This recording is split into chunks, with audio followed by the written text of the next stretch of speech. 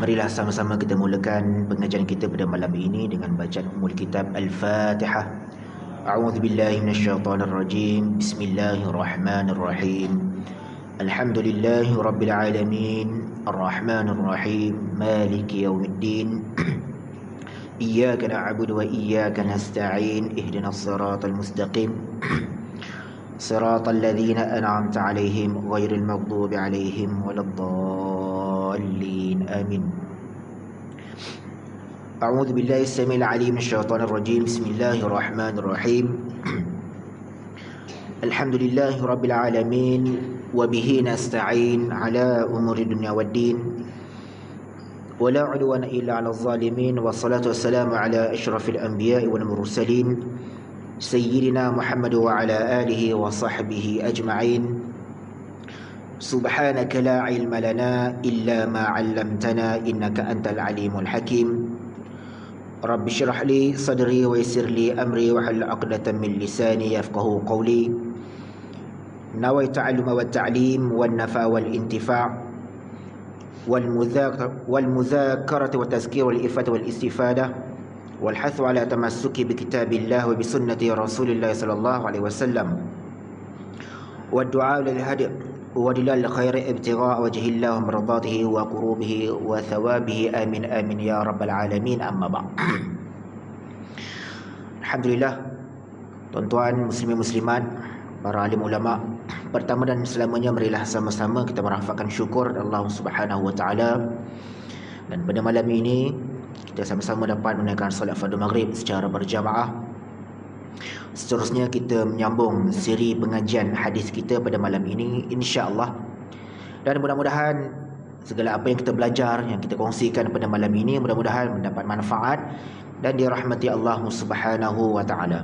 Hadis yang ke-6 pada malam ini, insya-Allah. Bismillahirrahmanirrahim.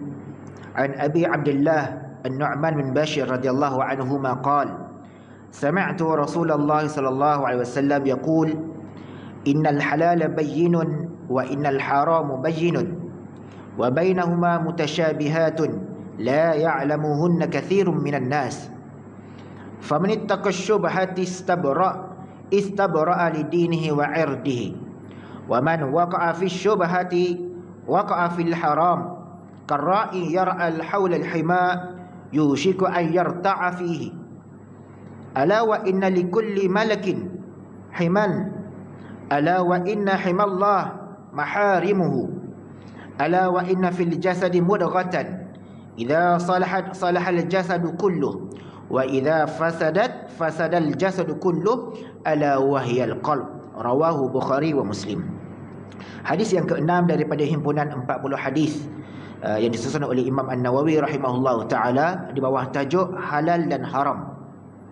Hadis yang amat penting bagi kita untuk belajar pada malam ini. Sebuah hadis yang diriwayatkan daripada Abi Abdullah Nu'man bin Bashir. Nu'man bin Bashir salah seorang sahabat Nabi SAW yang banyak juga meriwayatkan hadis. Tuan-tuan, seperti biasa, saya suka berkongsikan sedikit biodata ataupun latar belakang perawi-perawi hadis. Setakat mana yang sempat yang saya catatkan, yang saya sampaikan, dan mudah-mudahan menjadi info maklumat terbaru ataupun info tambahan bagi kita dan saling kita mengenali sahabat-sahabat Nabi sallallahu alaihi wasallam. Kebetulan kita berada dalam bulan Rabiul Awal, bulan Maulidur Rasul. Kita nak kenal rapat lagi, lebih rapat lagi kenal Nabi, kenal juga para sahabat Nabi, perawi-perawi hadis, mereka-mereka yang berjuang di jalan Allah, mereka-mereka yang berjihad di jalan Allah, sehinggalah pada hari ini hasilnya kita dapat Islam.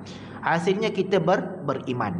Kalaulah tak kerana mereka, kalaulah tak kerana pengorbanan Nabi, usaha dakwah Nabi dan juga para sahabat, maka belum pasti kita berada malam ini dalam halaqah majlis ilmu ataupun di Masjid An-Nur ini. Boleh jadi kita berada di tempat yang lain, ataupun tempat-tempat yang dimurkai oleh Allah Subhanahu wa taala. Oleh kerana mereka lah perjuangan mereka, dakwah mereka, kita kenal Islam, kita ada iman pada hari ini, Dan kita sekarang ini kita belajar dan kita mengenal pula mereka. Siapakah mereka dan apakah bagaimanakah perjuangan mereka untuk menyampaikan Islam sehinggalah kita dapatnya Islam itu pada hari ini. Baik. Nu'man bin Bashir radhiyallahu anhuma. Umar ni mana dua lah. Nu'man ini sahabat Nabi, bapaknya juga Al-Bashir, sahabat Nabi sallallahu alaihi wasallam. Nu'man ini merupakan anak saudara kepada seorang sahabat Nabi yang agung juga, namanya Abdullah bin Rawaha. Kerana mak Nu'man ini, Nu'man bin Bashir ni, mak dia adalah kakak ataupun adik, kakak lah, kakak kepada Abdullah bin Rawaha. Nama dia Amrah binti Rawaha. Ini mak kepada Nu'man bin Bashir. Nama penuhnya Bashir bin Sa'ad bin Sa'labah bin Jalas bin Zaid al-Ansari al-Khazraji. Itu nama panjang dia. Orang Madinah. Nu'man bin Bashir ni orang Madinah. Dia asal Madinah. Dan dialah Nu'man bin Bashir ini, perawi hadis yang kita baca pada malam ini, dia adalah individu ataupun manusia ataupun bayi yang pertama yang lahir selepas peristiwa hijrah. Lebih kurang 13 ataupun 14 bulan. 14 bulan selepas peristiwa hijrah Nabi SAW daripada Mekah ke Madinah. Maka apa kata orang-orang Yahudi Madinah pada ketika itu? Barang siapa yang menyambut kedatangan Muhammad, maka dia tidak akan dapat melahirkan anak. Mandullah cerita dia. Orang-orang Mekah yang datang ke Madinah ini, mudah-mudahan dia ni tidak dapat melahirkan zuriat. Dan mereka-mereka yang yang menyambut pula kedatangan orang-orang Mekah ini, maka mereka juga tidak akan mendapat zuriat. Ini tomahan ataupun cercaan puak-puak Yahudi di Madinah. Umum kita tahu di Madinah pada ketika itu, di Yathrib, sebelum dinamakan Madinah oleh Nabi SAW, nama dia Yathrib, kota Yathrib, terdiri di kalangan orang-orang Yahudi, Bani Qainuqa, Bani Khuraizah dan Bani Nadir. Ada 3 bani.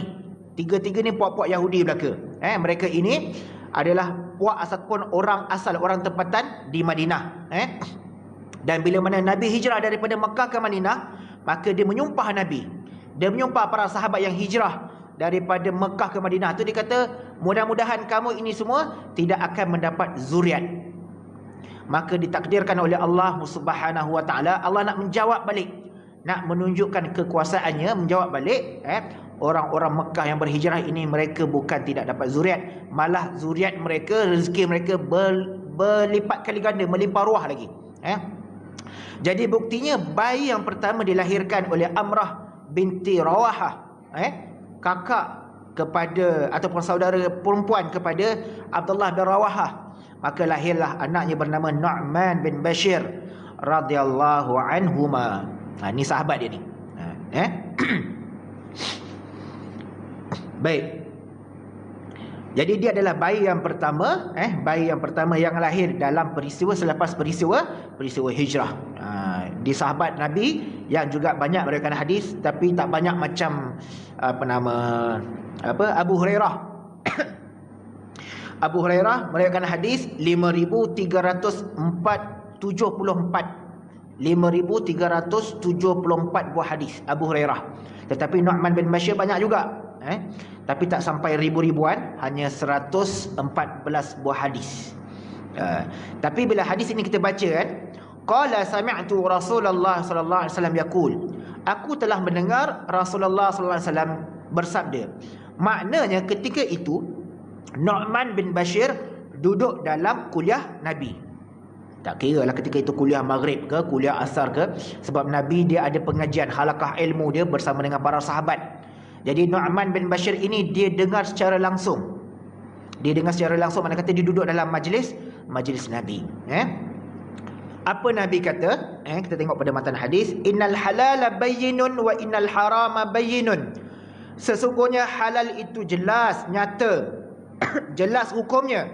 Wa innal harama bayyinun, dan haram itu jelas, terang lagi nyata. Benda halal kan? Kita tengok air mineral ni. Air mineral ni halal. Sesuatu yang halal itu pasti diketahui sumbernya. Air mineral sumbernya daripada tanah, daripada bumi, diproses, ditapis dan sebagainya. maka jadilah air mineral. Kalau dia air teh, boleh kita ragu-ragu lagi ataupun kita selidik lagi, kandungan teh tu datang dari mana, gulanya datang daripada mana, pewarnanya datang daripada mana. Air sirap lagi lah, sirap Bandung lagi teruk kan, mana datang susunya dan sebagainya. Baik, kilang mana pula buat susu pula. Okey, jadi kalau air mineral ni mudah. Ada pula logo Halal Jakim, ditakkid lagi. Logo Halal Jakim ni takkid, meyakinkan lagi, menguatkan lagi bahawa produk ini, produk minuman ini adalah halal. Maka jelas, innal halal bayyin, jelas ada halal, ada cop halal lagi, maka boleh minum. Dan kita tahu air mineral ini sumbernya daripada tanah, kan? Wa innal harama bayyinun, dan haram itu juga jelas. Cuma haram ini diperlu perincikan sikit. Walaupun benarnya tak banyak, benda yang haram ni tak banyak, terutama dalam bab makanan lah. Dia orang Melayu ni sensitif sikit. Bab haram ni makanan je, benda lain tak. Dalam bab muamalatnya, dalam bab perniagaannya, dia tak ambil kisah sangat. Makan tu nombor satu, takut-takut makan benda haram. Tapi kena selidik juga. Baik, sebut tadi pasal minuman. Minuman ni macam-macam minuman ada. Air mineral, air teh, air kopi, air sirap, air bandung, air cendol lah kan, macam-macam. Kalau buah pula, jus buah mangga, jus buah apa, apple, buah oren, macam-macam jus buah-buahan. Jus buah anggur pula macam mana? Jus buah anggur, jarang orang minum jus buah anggur kan. Tapi cuma buah anggur yang diperah, kemudian diperam, dilakukan proses fermentasi itu, yang itu menjadikan haram. Itulah yang dinamakan sebagai arak, proses arak. Orang tak tahu kan arak ni macam mana prosesnya. Setiap minuman arak ataupun setiap arak itu, ataupun minum arak itu ada kandungan alkoholnya. Alkohol bukan bahasa Arab. Al semua almari, aluminium, apa lagi, alnya bahasa Arab, al bukan bahasa Arab. Alkohol, dan tidak semua alkohol itu adalah haram, tetapi setiap arak itu ada kandungan alkohol. Okey, baik, sikit saya nak kongsikan dari info ni. Antaranya ialah albit, bukan albit, iaitu bahan arak yang Ahmad Al-Mizan.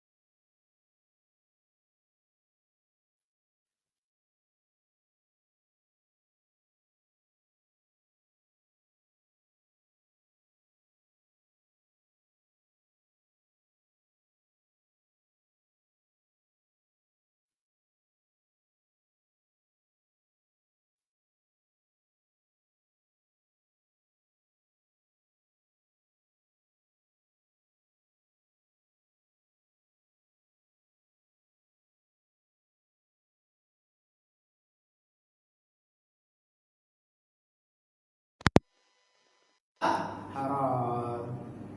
Tetapi kalau tuan-tuan buat pinjaman, contoh saya tadi saya sebut, saya pinjam RM100 dengan Tuan Imam.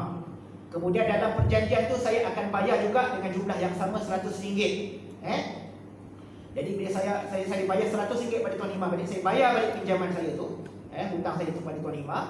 Tetapi saya lebihkan bayaran tu, tambahlah RM20 ataupun RM50, lebihkan. Dalam kontrak tak ada. Kenapa saya lebihkan? Lebihan itu sebagai tanda terima kasih, sebagai hadiah. Boleh tak boleh?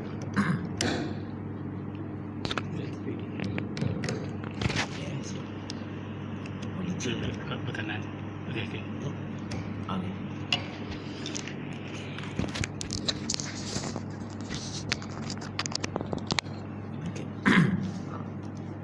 Jelas boleh dengar.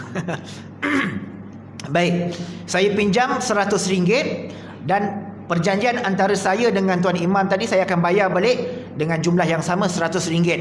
Okey. Pinjam 100, bayar 100, tak ada lebihan, tak ada sebarang faedah, maka itu bukan riba, maka itu boleh, itu dia haruskan. Tetapi bila mana saya time nak bayar saya lebihkan RM20. Saya lebihkan RM50. Tak ada dalam perjanjian, cuma saya lebihkan bayaran tersebut. Boleh ataupun tidak? Hukumnya boleh. Dengan sebab saya bayar, bila mana saya bayar RM100, RM50 saya sengaja tambah. Saja nak tambah sebagai hadiah.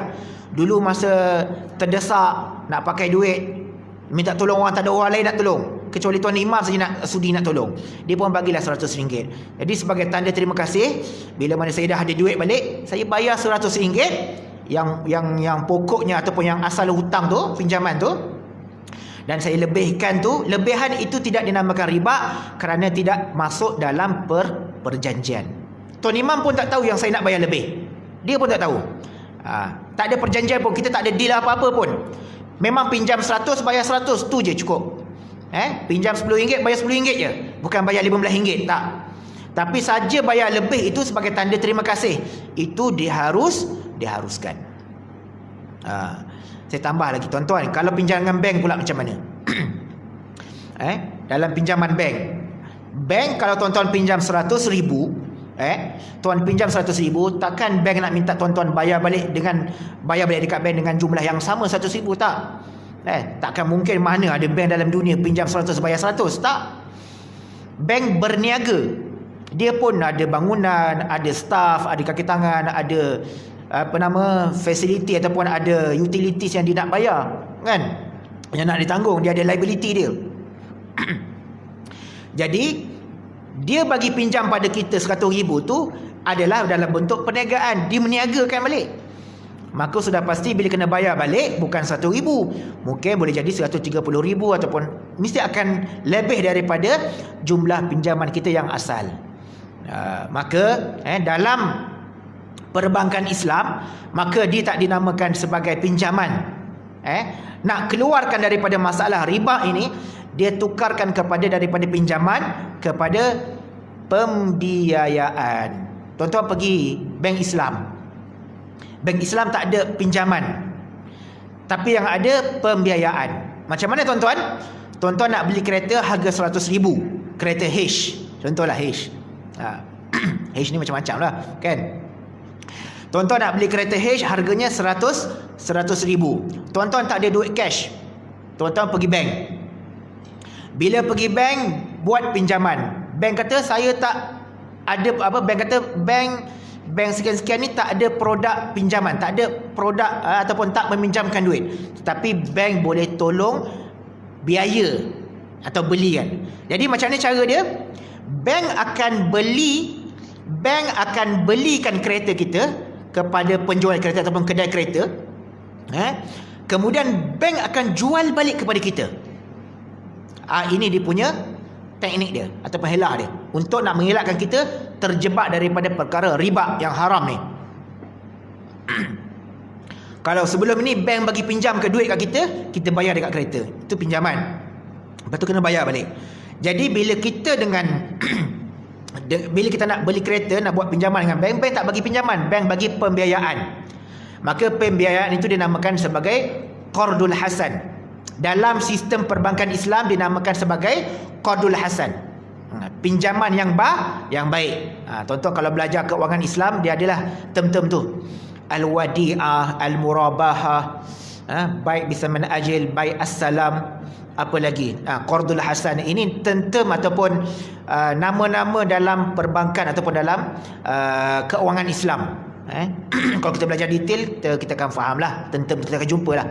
Dalam perbankan Islam tak ada pinjaman, yang ada pembiayaan. Bank akan tolong beli dulu. Beli kereta kita, beli rumah kita, bank akan beli dulu. Kemudian bank akan jual balik. Air ni saya jual dekat Tuan Haji. Air ni saya beli kat depan tadi. Contoh ni bukan saya beli tadi, ni masjid sediakan. Air ni harga dia RM1 sebotol. Saya beli kat depan tadi, contoh. Jadi disebabkan saya mungkin kata, tadi banyak dah minum air, takut terkencing-kencing pula time kuliah nanti, kan? Jadi saya pun rasa air ini daripada membazir, saya jual. Saya beli RM1, maka air ini menjadi hak milik saya.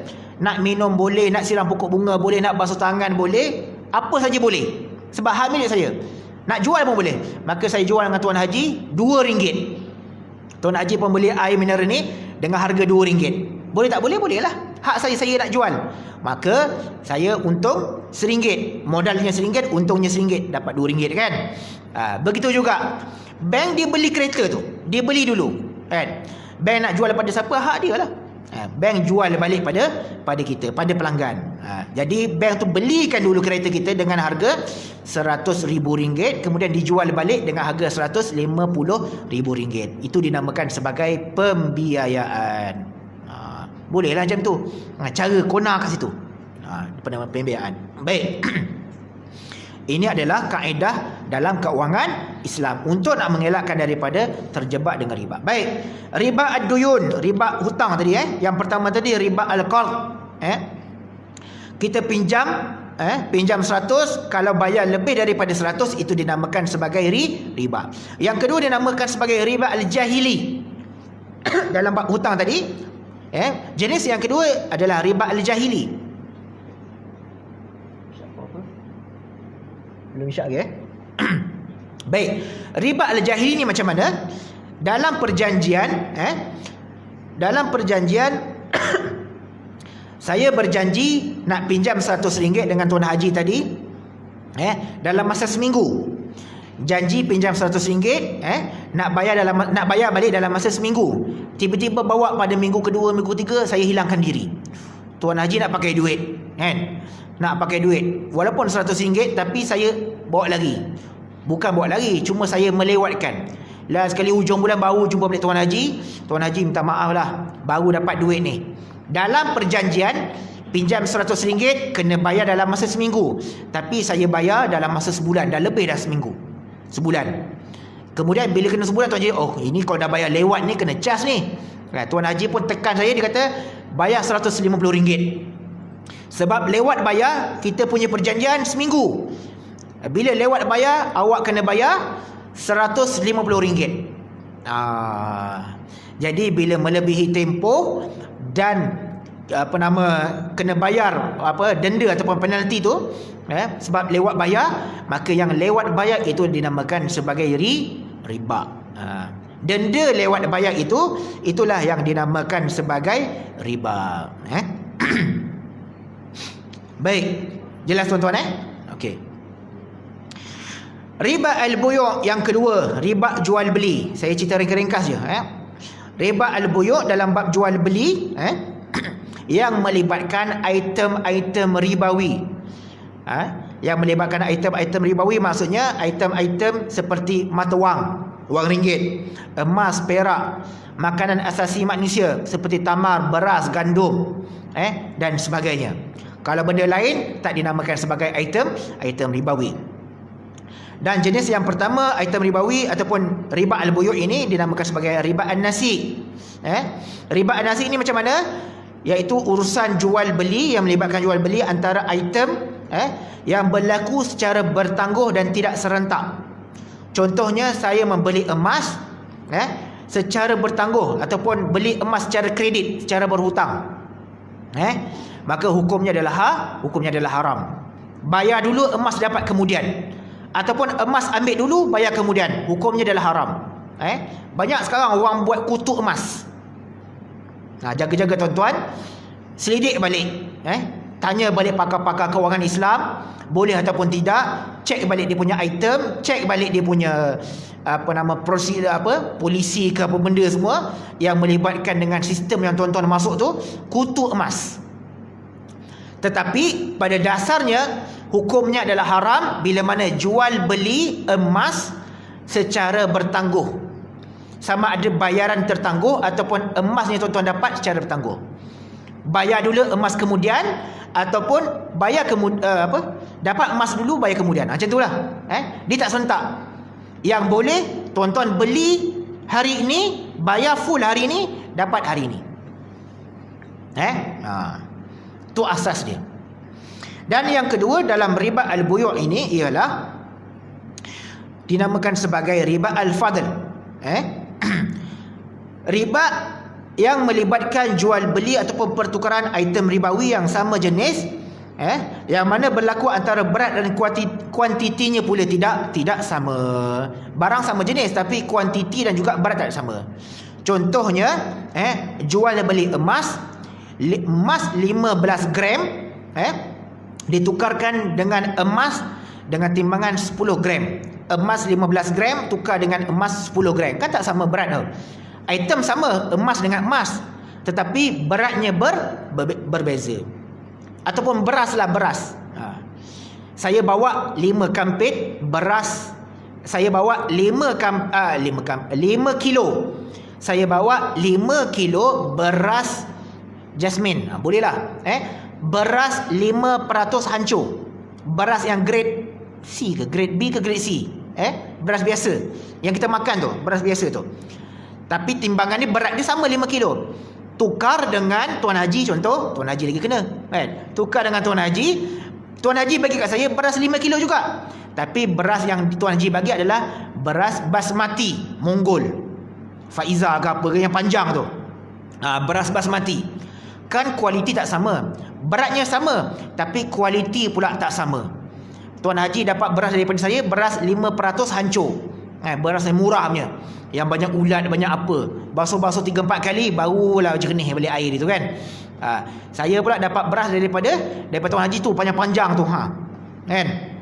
Sekali makan tercekik beras tu. Beras tercekik, panjang sangat. Jadi kuantitinya tak sama ataupun beratnya tak sama, maka hukum itu adalah haram. Itu yang dinamakan sebagai riba al-fadl. Dia ada satu lagi, saya baru teringat. Kawan kita pinjam kereta dengan kita. Pinjam kereta nak pergi kedai depan je. Nak beli makanan untuk family, nak beli tom yum ke apa, pinjam kereta, kan. Malam ni kebetulan lepas kuliah kereta dia, motor dia tak hidup lah, ataupun kereta tak hidup lah. Kita pun bagi pinjam kat jiran kita, pinjam kereta ke pinjam motor. Tapi kita tak syarat. Okey, pinjam motor aku, lepas ni balik full tank. Padahal dalam tank ataupun dalam tangki minyak kita, minyak tengah sikit dah. Dia nak pergi kedai depan je. Nak syarat nak pinjam motor aku boleh, tapi balik nanti full tank isi minyak penuh. Okey, tak apalah, terdesaknya pasal nak beli tom yum punya pasal. Okey, tak apalah, balik full tank lah, kan. Walhal hukumnya adalah haram. Itu riba yang kita tak nampak, riba yang selalu berlaku. Kita bagi pinjam dengan minyak sikit, ujung-ujung je, kan. Sila kalau ustaz tolak ke depan, mati kena orang tolak pula, kan. Kita bagi pinjam kat orang minyak sikit je, balik janji dengan dia kita nak minta full tank, full tank minyak. Itu adalah riba. Okay, kita berhenti azan dulu insya-Allah.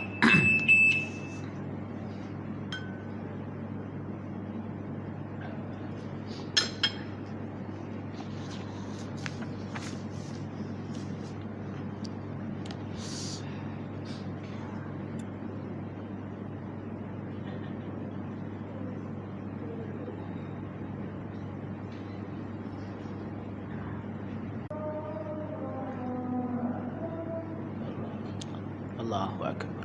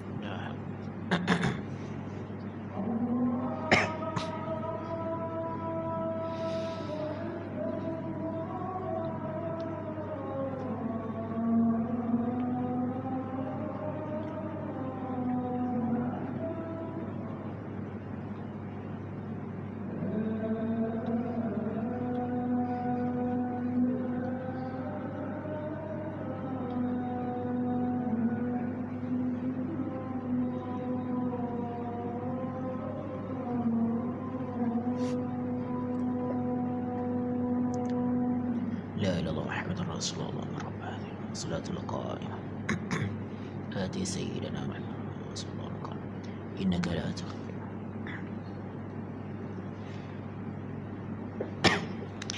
qala Rasulullah sallallahu alaihi wasallam innal halala bayyinun wa innal harama bayyinun wa bainahuma mushtabihatun la ya'lamuhunna katsirun minan nas.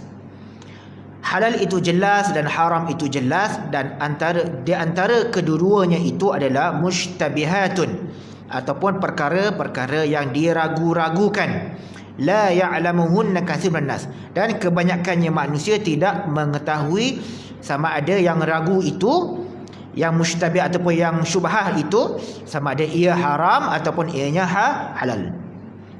Kemudian Nabi sambung lagi, faman ittaqa syubhatis tabra'a li dinihi wa irdihi. Barang siapa yang berjaga-jaga dalam perkara syubhat ini, dalam perkara syubhat ini, maka dia telah menjaga dinihi wa irdihi, agama dan juga maruah ataupun kehormatannya. Maka kita dah jelaskan tadi, haram ni bagaimana, halal ni bagaimana.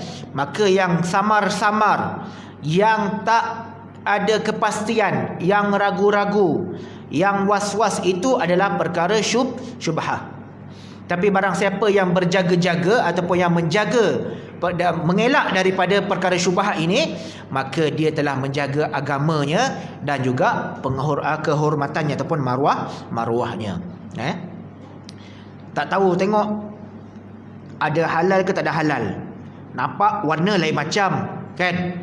Tengok air ni warna dia lain macam, tak ada pun logo halal JAKIM, kan? Kita pun ada rasa ragu-ragu. Ragu-ragu tinggalkanlah, kan? Banyak air lain lagi, kan? Banyak air lain lagi. Tengok pack makanan pula. Tambah lagi kalau tuan-tuan pergi luar negara, kan? Ini khusus dalam makanan lah. Kan susah kadang-kadang nak dapat makanan halal. Tak payah jauh lah tuan-tuan, pergi ke seberang, pergi ke Indonesia ke ataupun pergi ke Thailand ke mana ke, kan susah kadang-kadang nak dapat makanan. Indonesia banyaklah halal, Indonesia okey lah, kan? Cuma halal tu pun saya pun hari tu baru tahu, dekat Indonesia ni ada dua cara sembelihan ayam. Satu yang disembelih, satu yang dicocok. Dua-dua Islam masak, dua-dua Islam makan juga. Tuan-tuan kena jaga juga, kan? Ini ayam yang disembelih ataupun ayam yang dicocok. Dua-dua mati. Tetapi salah satu dia yang sembelih itu adalah halal, yang cocok itu adalah haram. Jalan nampak macam sama, kan? Jalan nampak macam sama. Kena jaga-jagalah. Pergi luar negara, pergi Thailand ke, pergi mana, Korea ke apa ke, kan? Nampak nak cari halal JAKIM, memang tak adalah JAKIM dekat Korea, tuan-tuan. Puas pula nak buka cawangan JAKIM dekat Korea ke, kat mana, dekat Thailand ke apa ke, cawangan. Lepas tu melainkan kalau makanan tu diimport daripada Malaysia, tak apa. Yang diimport daripada Malaysia tak apa. Dulu saya pernah belajar masa saya belajar kat Mesir dulu. Dekat pasar raya dekat Mesir tu, dekat Kaira tu, saya ada jumpa satu, kita beli keropok-keropok, makanan ringan kan. Jumpa keropok Malaysia, ada halal JAKIM tu, keropok Malaysia. Berebut nak beli, kan? Sebab benda tu diimport dari Malaysia. Memang ada brand made in buatan Malaysia, tak apalah, kan? Tapi kalau yang tak diragu-ragu, tulisan Cina ke, tulisan Jepun ke, tulisan apa ke, kan, susah nak baca, kan? Tuan-tuan pun terpaksa nak kena Google. Sekarang ni dah canggih, tuan-tuan. Buka dekat Google, dia ada satu app. Tuan-tuan ambil gambar, scan, tulisan tu dia boleh baca, dia boleh translate, dia boleh detect tulisan tu. Dekat produk makanan, dekat pack ataupun kat air botol ni ditulis Jepun. Tuan-tuan memang tak boleh nak baca Jepun, kan? Halal ke apa, kandungan apa dia punya ingredient dia, tuan-tuan tak tahu, kan? Ambil gambar, dia akan auto translate, cari. Dia ada canggih, ada app dia. Tuan-tuan carilah app tu, saya pun tak ingat dah. Dia boleh translate. Itu cara dia lah. Kalau tak jumpa, ragu-ragu, tinggalkan. Makan pisang je lah, kan? Carilah makan buah, itu je lah yang halal. Baik. Maka mereka yang berjaga-jaga dalam perkara syubhat itu, maka mereka itu telah menjaga agama dan dirinya. Waman waqa'a fi syubhah waqa'a fil haram.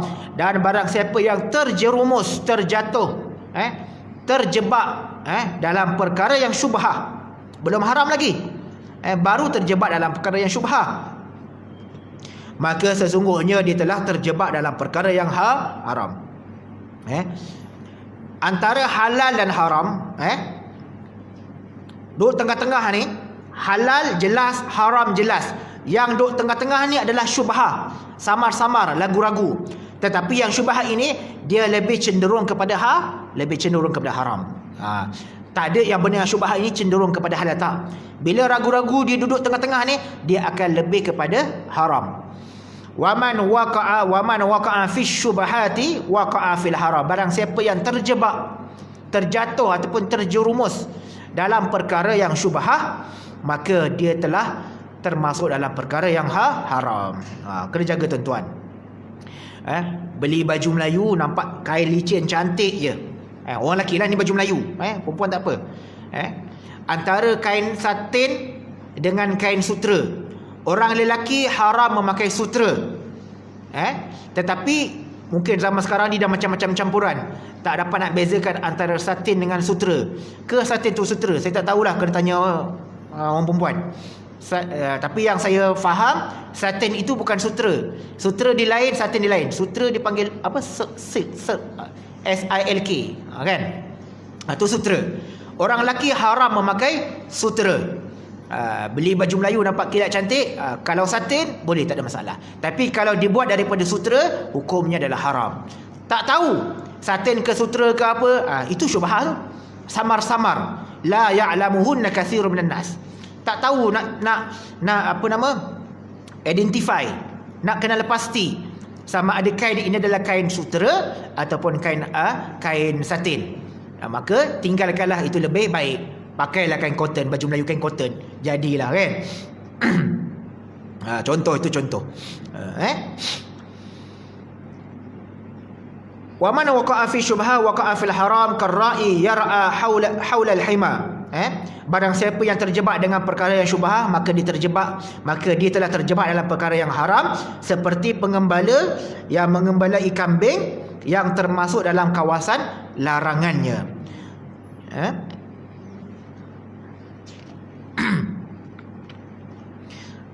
Kita bela kambing. Contoh ni contoh yang hadis, seumpama pengembala kambing yang membawa kambing dia di kawasan yang tempat terlarang. Bela kambing. Kemudian kambing kita bagi makan dekat padang ragut, padang rumput, makan kawasan yang umum, tak apalah, kawasan yang tidak bertuan. Tiba-tiba masuk kebun jiran kita.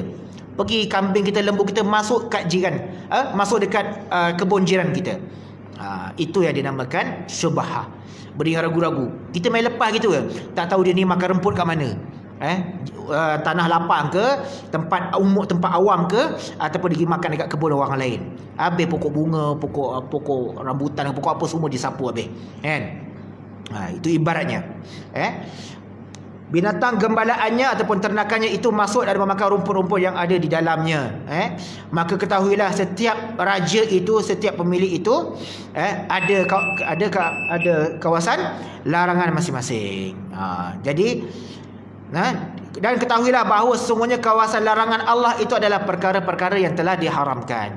Kita ni ada batas dia, ada had, ada limit dia. Nak makan nasi, nak makan ayam goreng, ayam golek, kambing golek, itik panggang, burung puyuh, macam-macam pelik-pelik, kan. Makanan-makanan eksotik. Nak makan landak lah, nak makan rusa lah, nak makan apa lah, kan, kijang lah, makan. Daging kerbau, daging unta, makan. Yang haram ialah daging babi dan bangkai.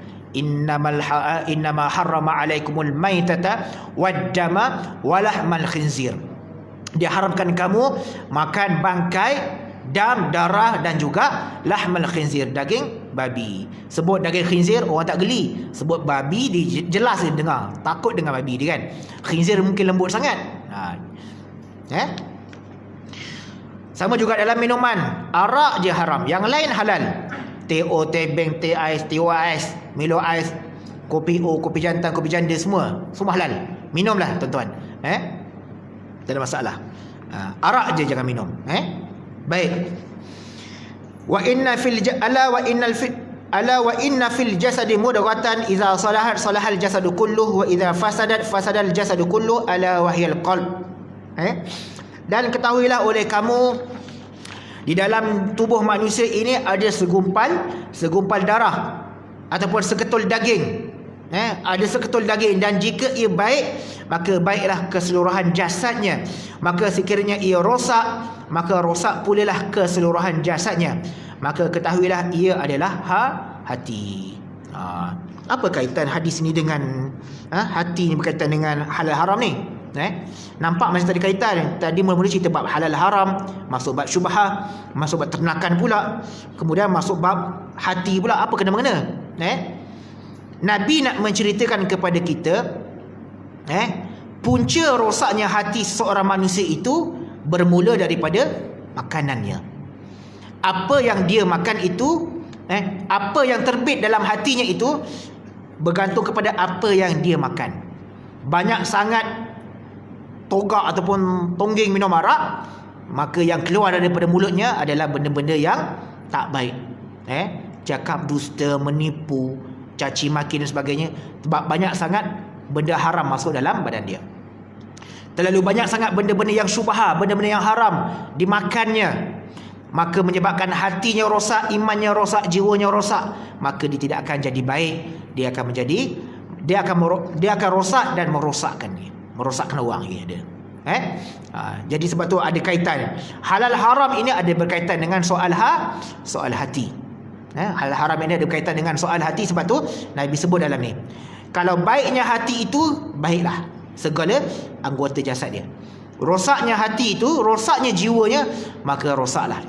Daripada hati pergi ke akal, pergi ke otak, maka otak menggerakkan tangan pergi mencuri, otak menggerakkan kaki pergi melangkah tempat maksiat, otak menggerakkan jiwa seluruh anggota badan dia untuk melakukan maksiat. Jadi bermula daripada al-halal haram, makanan kita, apa yang kita buat, apa yang dia bukan cerita bab makanannya. Macam saya sebut awal tadi, halal haram ini dia ada dua, daripada zat, daripada material dia, ataupun li ghairi, haram li zati ataupun haram li ghairi, ataupun disebab yang lain. Kalau arak haram li zati, daging babi haram li zati, material itu memang dah haram dah. Kalau kita sebut tadi bab, kita dah mengaji sikit tadi bab riba. Duit ada sekeping duit RM100. Duit ni halal digunakan. Halal. Tak ada masalah. Duit tu bukan dari segi note ataupun kertas, wang ringgit kertas tu hukumnya harus halal, boleh guna. Tetapi cara diperolehi, cara memperolehi itu datangnya daripada mana, itu yang menyebabkan dia halal ataupun haram. Duit not RM100 ini daripada hasil mencuri, curi tabung masjid, haramlah dia jadi. Kalau dia daripada hasil titip peluh, niaga, bekerja dan sebagainya, jadi halal. Kan? Dia haram disebabkan benda lain. Not RM100 tu ataupun RM10 itu, dia haram sebab cara bagaimana dia diperolehi, bukan disebabkan zat tu. Maka kalau disebabkan hasil perniagaan yang betul dan sebagainya, maka duit tu menjadi halal. Wallahu ta'ala a'lam. Ada soalan tuan-tuan? Soalan sebagai soalan.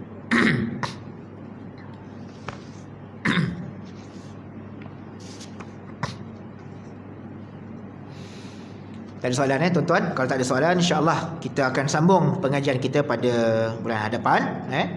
Dan apa yang kita kongsikan pada malam ini, hadis yang ke-6 berkaitan dengan halal dan haram. Yang Nabi kata halal itu jelas, haram itu jelas.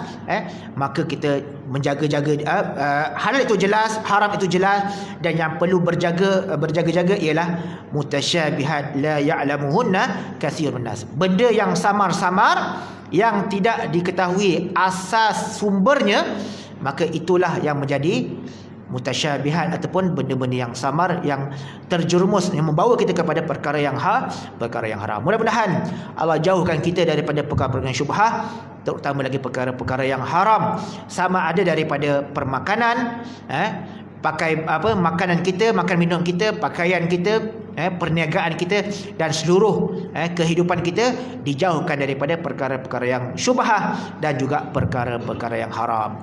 Berdoalah, ya Allah, Allahumma rizqina kurniakanlah aku rezeki yang halal.